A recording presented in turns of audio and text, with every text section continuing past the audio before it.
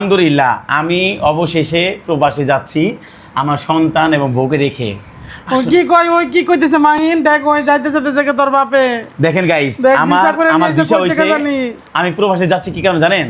এই সন্তানটা তার মাদ্রাসায় বেতন দিতে পারে না না। বাবা তুমি আমার তুই যাইতে পারো না বাবা আমরা তুমি দিয়ে আমার যাও তুই না, যাও না বাবা আমরা দিয়ে যাও না, পাও ধরে কই। না না তুমি এগুলো আমরা বলো দিয়ে না। যাও না, আমরা কেমনে করে থাকবো দেখেন আমরা? আমি প্রবাসে যাবো দেখি আমার বউ আমার না, সন্তান সব কান্না আমরা করতেছে। কেমনে খাবো না মাহিন, আমরা কেমনে জন্ম যাও না না আশা আশা আশা আমার কথাটা না, শোনো। আমরা দিয়ে যাও না। দেখেন ভিসা করছি আজকে।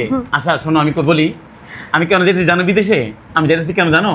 তোমাদের যে মাদ্রাসায় বেতন দিতে পারো না, আমাকে খাওয়া তোমরা তো লাগবে না, খাইতে পারো না। আঙ্গুর চলতে হবো না। আমি একজন স্বামী হইয়া আমি একজন বাবা হইয়া কেমনে দেখতে পারি সন্তানের কষ্ট?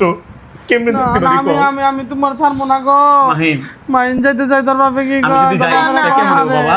না না বাবা তুমি আমার তুই যাইতে পারো না না, তুমি আমার লগে বুঝা থাকবা তোর বাপেরে বুঝা একটু দেখেন বুঝা। আমি নতুন বিয়ে করছি 1 মাস হইছে, ওরা আমার যেতে দিতেছে না।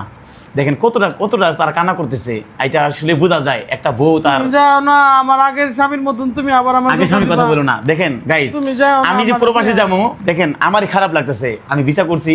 আচ্ছা এখন তুমি কি খুশি হইছো না? না আমি আর কষ্ট পাইতে চাই না শাহিন, আমি তো একবার কষ্ট পাইছি, আমি আবারও কষ্ট পাইতে চাই না। মাহিন তুমি খুশি হছো না? না তুমি যাও